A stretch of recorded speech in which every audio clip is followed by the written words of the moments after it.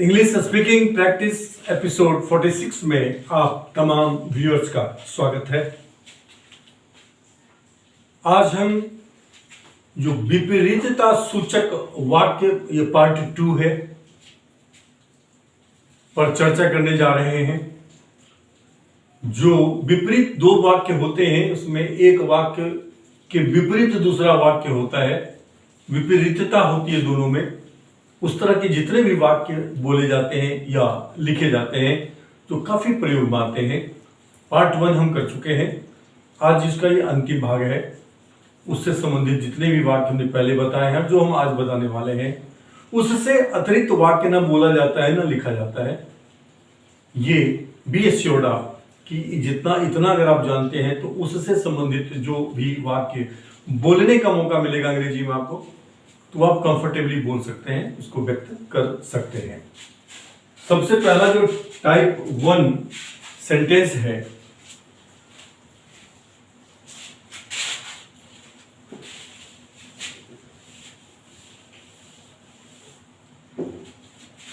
Type 1 जो पहले तरह का वाक्य इसका लेते हैं, हम कुछ वाक्य लेते हैं इसमें, वो है कि तुम चाहे कितना भी, तुम चाहे कितना ही या कितना भी, कितना भी या कितना ही प्रयास कर लो, प्रयास करो या कर लो,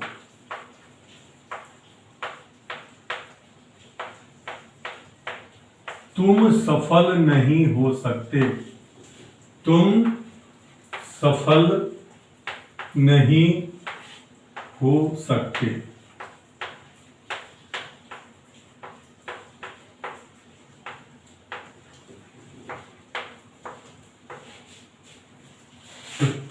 पहले में है कि तुम चाहे कितना भी, चाहे कितना ही प्रयास कर लो। दूसरा वाक्य, तुम सफल नहीं हो सकते। ये विपरीतता को जो है ये दर्शाता है, और इसको हम बनाएंगे। सबसे पहले जो हेल्पिंग वर्ब है, सॉरी मेन वर्ब है PV1 प्लस सब्जेक्ट और प्लस विल आएगा यहाँ। उसके बाद जो है नेक्स्ट सेंटेंस आएगा, नेक्स्ट सेंटेंस, कॉमा लगा देंगे बीच में। ये इस तरह के सारे वाक्यों में सही आएगा। जैसे कि तू चाहे कितना भी, ट्राई यहां पे plus as, try as you will, try as you will, यहां एज लगा हुआ है यहां पे PV1 के बाद ट्राई एज यू विल, फिर रुकते हैं हम, पॉज देते हैं कॉमा से। नेक्स्ट सेंटेंस का जो सिंपल इंग्लिश है वो होगा you can't be successful. Try as you will, you can't be successful, you can't be successful.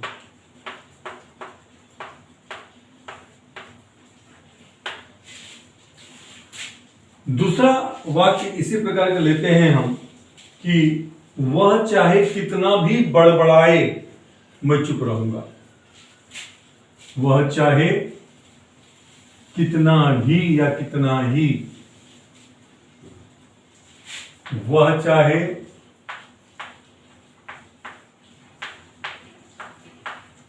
कितना भी या कितना ही बड़बड़ा ले या बड़बड़ाए,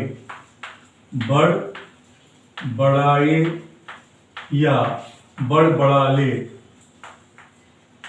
मैं चुप रहूंगा, मैं चुप रहूंगा, मैं कुछ नहीं बोलूंगा। वह चाहे कितना, बड़बड़ाना का होता है मरमर, तो हो जाएगा मरमर, पहला वर्ब आएगा first form, murmur as he will, murmur as he will, I shall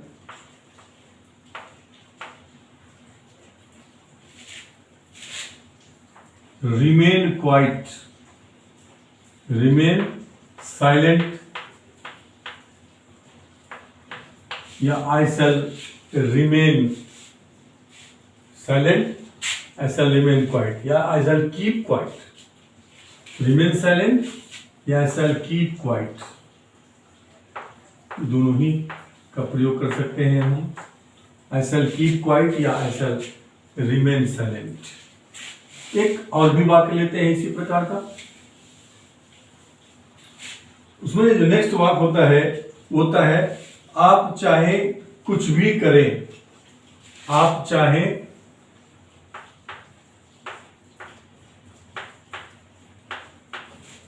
कुछ भी करें,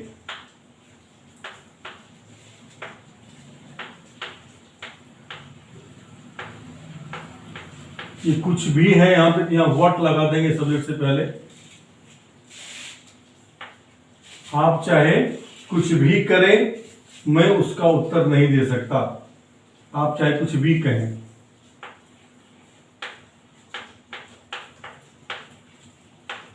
मैं उसका उत्तर नहीं दे सकता, उत्तर नहीं दे सकता।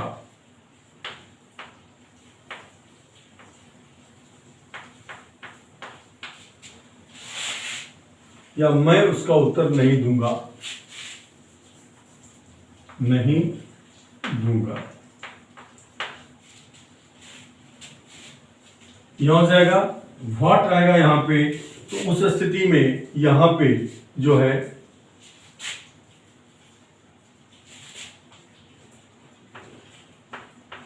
से as you will, say as you will, I shall not reply, I shall not reply any of them, any of them, उसमें से किसी का भी जवाब मैं नहीं दूंगा, ये होता है। तो ये टाइप 1 है। और ये जब आप प्रैक्टिस करेंगे, 2-4 सेंटेंस जब प्रैक्टिस करेंगे तो ऑटोमेटिकली ये आपके सर्वर में यानी कि आपके मेमोरी बॉक्स में चला जाएगा।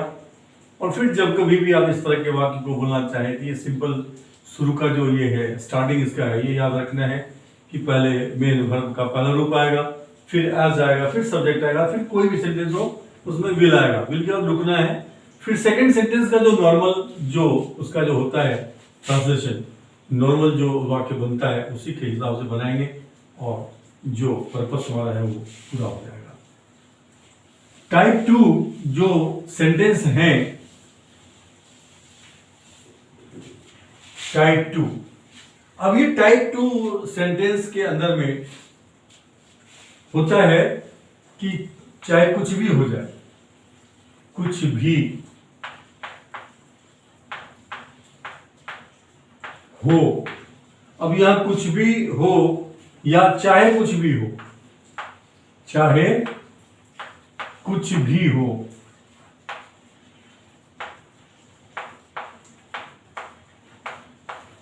अब कुछ भी हो चाहे कुछ भी हो इसकी कॉमन 2 होती है, इंग्लिश याद रखना है हमको। ये होता है what ever may happen, whatever may happen, ये इसका है। उसके बाद जो भी वाक्य आएगा उसके जो नॉर्मल जो हम जैसे बोल सकते हैं नॉर्मल सेंटेंस की तरह उसका ट्रांसलेशन होगा, उसको बोलेंगे व्हाट एवर मे हैपन, या और बी हम कह सकते हैं कम व्हाट मे, कम व्हाट मे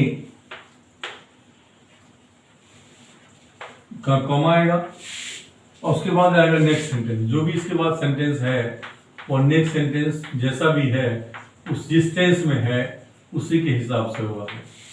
अब देखते हैं सेंटेंस लेते हैं।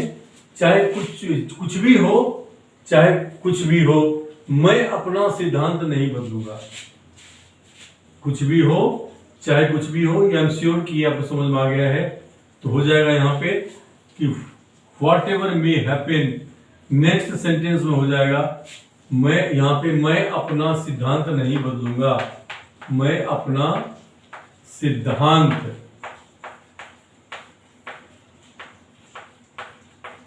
नहीं बदलूंगा।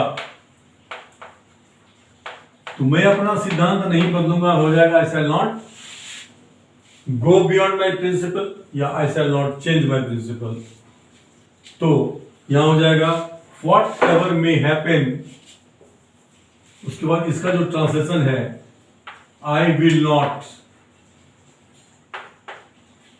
compromise with my principles या I will not change my principle, I will not change my principle।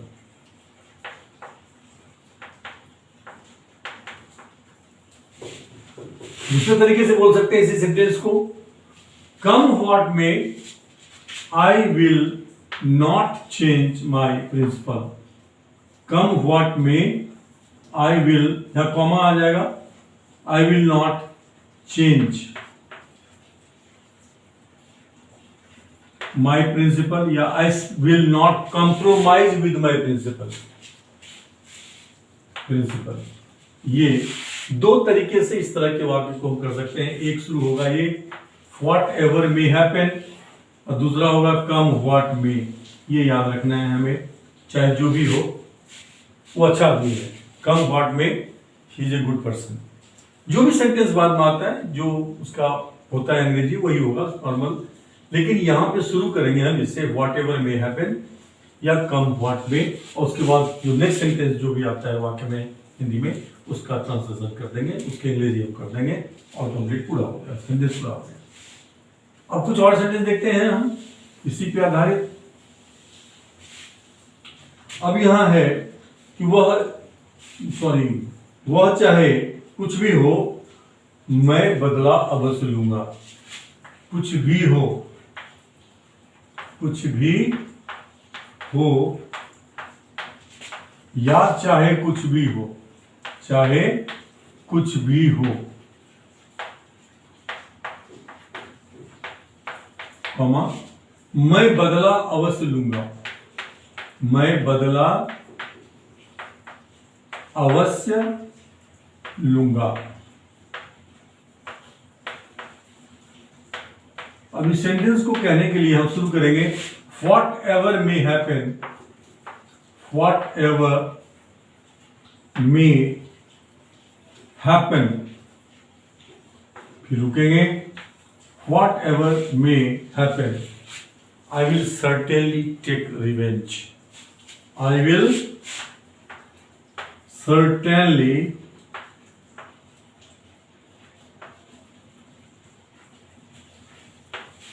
take revenge, take revenge मतलब बदला। इसी को हम दूसरे प्रकार से बोलेंगे कि कम व्हाट में, कम व्हाट में, फिर रुकेंगे I will certainly take revenge, I will certainly take revenge। चाहे कुछ भी हो मैं 5 बजे शाम तक जरूर पहुंचूंगा। हो जाएगा व्हाट एवर मे हैपन या come what may I must reach by 5 PM, I must reach by 5 PM। जो भी सेंटेंस बाद में आता है बस ये याद रखना है कि व्हाट एवर मे हैपन या कम व्हाट मे होता है किसकी अंग्रेजी, कुछ भी हो चाहे कुछ भी हो के लिए, दिस इज द सेम। उसके बाद है कि कुछ भी हो से रिलेटेड जो वाक्य है उसको आप अपने तरफ से भी कुछ वाक्य बनाएंगे और उसको फिर प्रैक्टिस करेंगे तो ये नेचुरली आपके टंग पे आता रहेगा, क्योंकि ये आपकी मेमोरी का हिस्सा बन जाएगा। टाइप 3 सेंटेंस जो होता है, जो विपरीतता को व्यक्त करने के लिए प्रयोग में आता है, वो है कि धन के रहते हुए भी वह, धन के होते हुए भी, धन के होते हुए भी या रहते हुए भी, रहते हुए भी वह दुखी है, वह दुखी है।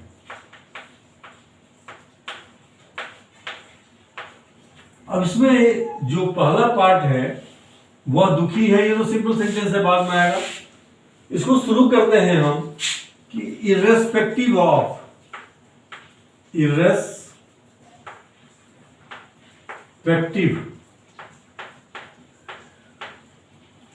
ऑफ पहला, दूसरा होता है डिस्पाइट, ऑफ नहीं लगेगा, तीसरा होता है फॉर ऑल। किसी भी चीज के होते हुए भी या रहते हुए भी, अब यह है कि किसी चीज के रहते हुए भी वह दुखी है। अब यहां पे सेंटेंस है कि इरेस्पेक्टिव ऑफ वेल्थ, वेल्थ का मतलब धन के होते हुए, ही is unhappy, he is unhappy. अगर हम डिस्पाइट यूज करना चाहेंगे, लिखेंगे despite wealth he is, despite wealth comma he is unhappy, for all wealth comma he is unhappy. ये तीन तरीके से हम इस तरह के वाक्य को व्यक्त कर सकते हैं। We have all these three choices and we can choose any one out of it. We can use irrespective of, we can use despite, we can use for all. जैसे कि उसके पुत्र होते हुए भी, पुत्र होते हुए भी या रहते हुए भी वह लाचार है। पुत्र रहते, यहां धन की जगह कर देते हैं हम पुत्र, पुत्रों के होते हुए भी रहते हुए भी वह लाचार है, वह लाचार है। अब यहां वेल्थ की जगह हम क्या कर देंगे, वेल्थ की जगह लिख देंगे sons, irrespective of sons, despite sons या for all sons. He is unhappy की जगह हो जाएगा helpless, he is helpless, he is helpless, he is helpless। तो पुत्रों के होते हुए भी या रहते हुए भी वह लाचार है। irrespective of sons he is helpless, despite sons he is helpless, for all sons he is helpless। अब इसमें हम एक और वाक्य जो है ले सकते हैं कि बाधाओं के होते हुए भी, बाधाओं के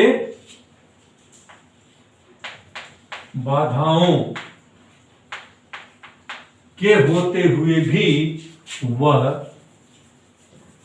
उसने प्रगति किया, उसने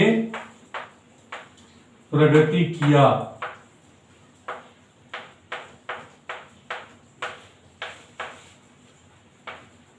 उसने प्रगति किया कर लीजिए, ही प्रोग्रेस्ड। और बाधाओं के या सन्स के जगह चलाएगा irrespective of difficulties, irrespective of difficulties he progressed, he progressed, he progressed, he progressed, he progressed. Irrespective of difficulties he progressed, despite difficulties he progressed, despite difficulties he progressed, for all difficulties he progressed, difficulties he progressed। This is merely a matter of practice. The more you practice, the more confident you become. तो ये निर्भर करता है कि आप इसको कितना practice करते हैं। प्रैक्टिस 2-4 बार करेंगे प्रैक्टिस तो ये आपके मेमोरी में चला जाएगा। फिर जब कभी भी किसी को कोई खास बात नहीं है, ये दूसरा जो है क्या है, सबऑर्डिनेट क्लॉज है। और ये जो है आप ये 3 चॉइस आपके पास में से इस तीनों में से किसी एक चॉइस का प्रयोग आप कर सकते हैं इस तरह के वाक्य को अंग्रेजी में बोलने के लिए। जो टाइप 4 सेंटेंस होता है, टाइप 4 सेंटेंस जो है ये भी काफी यूज में आता है कि जहां एक और गरीबी है वहां, जहां एक और गरीबी है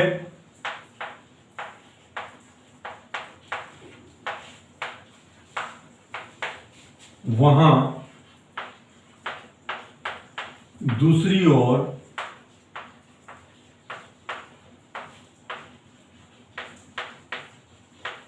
अपार धन है।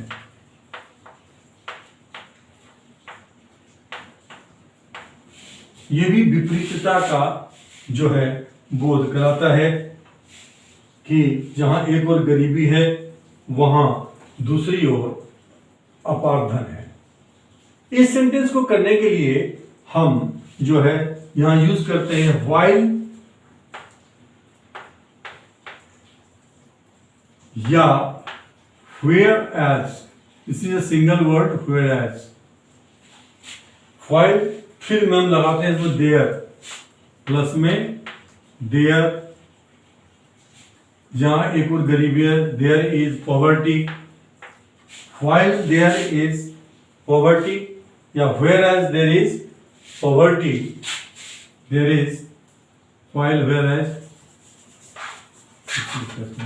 यहां है कि while on the one hand, sorry while plus on the one hand, ये इन सारे सेंटेंस के साथ ये स्टार्ट हम यहीं से करेंगे। While on the one hand या whereas ऑन द, अब यहां व्हाइल का ही प्रयोग करें। While on the one hand, फिर आएगा यहां पे पहला सेंटेंस शुरू होगा देयर से, देयर प्लस फर्स्ट सेंटेंस,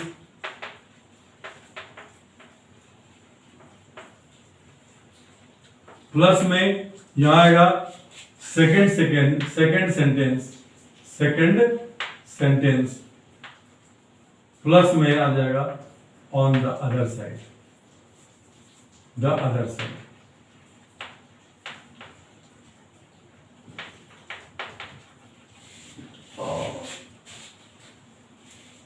यहां पे इस सेंटेंस का जो ये होगा,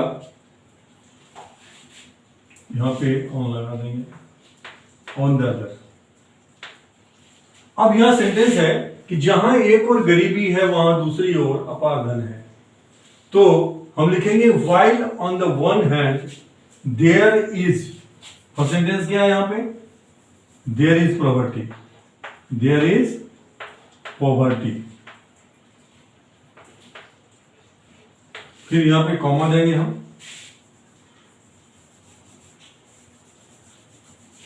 while on the one hand there is poverty, और दूसरा होगा सेकेंड सेंटेंस में फिर देयर आएगा, there is vast wealth on the other side, on the other side. 2-4 बार आपको प्रैक्टिस करना है बोलने का, 2-4 बार 5 बार प्रैक्टिस करेंगे आप, ये ऑटोमेटिकली ये आपके टंग पे आ जाएगा। While on the one hand there is poverty, there is vast wealth on the other side. Something this way we have to express them. हम दूसरा सेंटेंस लेते हैं इसी प्रकार का कि जहां एक और जन्म है, जहां एक और जन्म है वहीं दूसरी ओर मृत्यु भी है। जहां एक और जन्म है, वहीं दूसरी ओर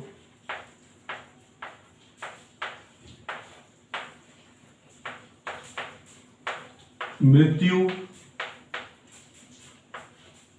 है या मृत्यु भी है। दोनों ही वाक्य हैं, मृत्यु भी है। मृत्यु है और मृत्यु भी है में थोड़ा सा एक मात्र जो है वर्ड का फर्क आएगा। जहां एक और जन्म है, क्या हो जाएगा यहां पे, while on the one hand, while on the one hand there is birth, there is birth, फिर रुकेंगे,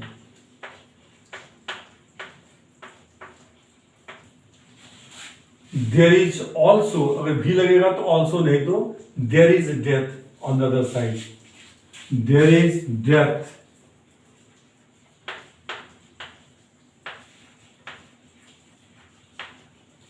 on the other side.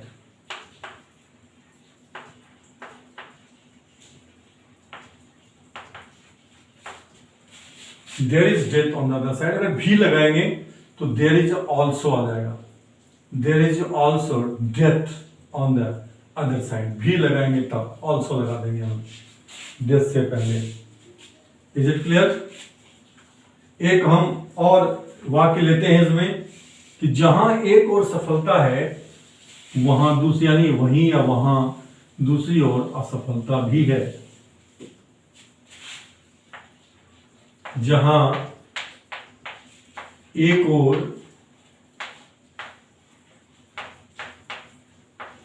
सफलता है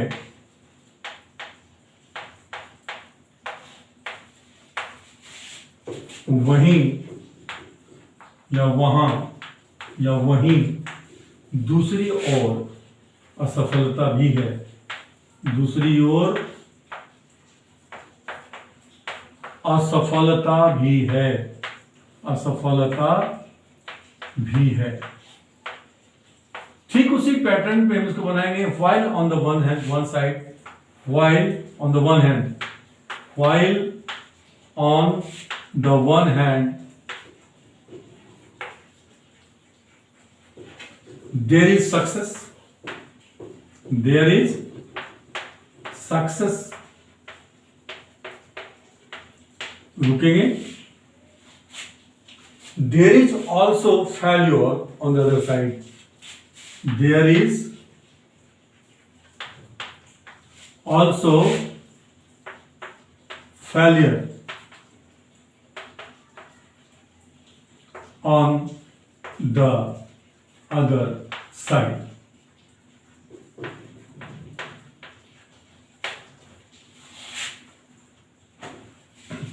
जो पांचवा पैटर्न है, जो आज का लास्ट जो है टाइप ऑफ सेंटेंस है, इसकी चर्चा हम करने जा रहे हैं।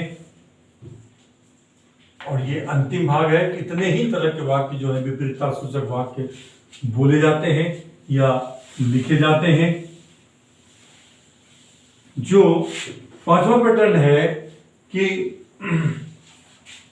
जहां वह गरीबों को सताता है, यानी एक तरफ जहां वह गरीबों को सताता है, गरीबों को सताता है,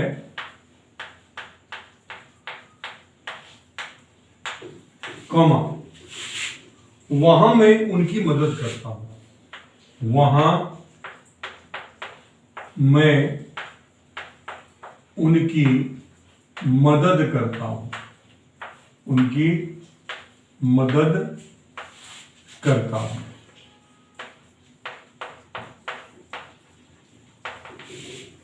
इस तरह के वाक्य को करने के लिए हम यहां पे while या whereas का प्रयोग करते हैं। while या whereas प्लस में पहला वाक्य आएगा, फिर कॉमा आएगा, फिर दूसरा वाक्य आएगा। उसका हो जाएगा व्हाइल या whereas he oppresses the poor. Oppresses means सताता है, ऑपरेसेस द पुअर गरीब लोगों को। ये हो गया पहला पार्ट। दूसरे पार्ट में कुछ यहां पे वहां मैं उनकी मदद करता हूं के लिए आई हेल्प देम, आई हेल्प देम मतलब हो गया कि वहां मैं उनकी मदद करता हूं। कॉमा लगेगा यहां पे। व्हाइल या whereas he oppresses the poor I help them, यहां पे हो जाएगा मैं उनकी मदद करता हूं। यही पे दूसरा वाक्य लेते हैं, जहां वह अनाथों से घृणा करता है वहां मैं उनसे प्यार करता हूं। जहां वह अनाथों ऑर्फेन्स से घृणा करती है, घृणा करती है, कॉमा वहां मैं उनसे प्यार करता हूं, वहां मैं उनसे प्यार करता हूं।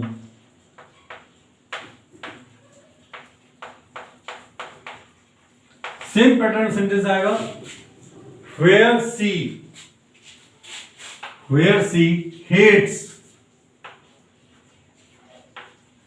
कौन, ऑर्फेन्स, ये अनाथों से, कॉमा आ जाएगा यहां पे, I love them, I love them, वही मैं उनसे प्यार करता हूं, उसी वहां पर। ये जो है ये 5 तरह के वाक्य ये बच गए थे, ये अंतिम भाग था। आपसे निवेदन है कि अगर आपको ये कड़ी दर कड़ी प्रत्येक तरह के प्रत्येक परिस्थिति के वाक्यों का हम एक एक करके कड़ी दर कड़ी आपको जितने संभव वाक्य जो बोले जाते हैं या लिखे जाते हैं वो हम कड़ी दर कड़ी एपिसोड वाइज आपको बताते जा रहे हैं। जो पहली बार आए हैं, अगर आपको हमारा ये जो स्टाइल ऑफ प्रेजेंटेशन है, natural way of presentation with concept and contents, अगर वो आपको पसंद आया हो, आप पहली बार आए हैं, तो आपसे निवेदन है कि मेरे और भी कई सारी प्लेलिस्ट हैं जिसमें अंग्रेजी से संबंधित कोई चीज़ ऐसी नहीं है जो छूटेगी आपको। लेकिन मेन हमारा जो एम्फेसिस है वो है इंग्लिश स्पीकिंग प्रैक्टिस, कि आपको अंग्रेजी बोलना वैसे ही आए जैसे आपने हिंदी सीखी है, जैसे आपने मातृभाषा सीखी है। ये वातावरण है आपके लिए, वो वाक्य हैं, आप उसे प्रैक्टिस करना है और आप उतने ही धारा प्रवाह बोल पाएंगे जितनी धारा प्रवाह आप हिंदी बोल लेते हैं या अपनी मातृभाषा बोल लेते हैं। जो पुराने हमारे व्यूअर्स हैं, आपसे निवेदन है कि आप प्लीज़, अगर आपको लगता है कि यह जो प्रेजेंटेशन है इसमें कहीं न कहीं पीछे में बहुत ईमानदारी है जो बढ़ती जा रही है, तो आप प्लीज़ लाइक करना ना भूलें इन वीडियोस को, और साथ ही आप उनको शेयर करना भी ना भूलें उनसे जिनसे आप बहुत प्यार करते हैं। जो पहली बार आए हैं, आपसे निवेदन है कि please do subscribe this channel so that you keep on getting the coming videos on time without any effort. With that, let us call it a day. Have a nice day. See you in the next episode with something worthwhile. By then, have a nice day. Thank you very much.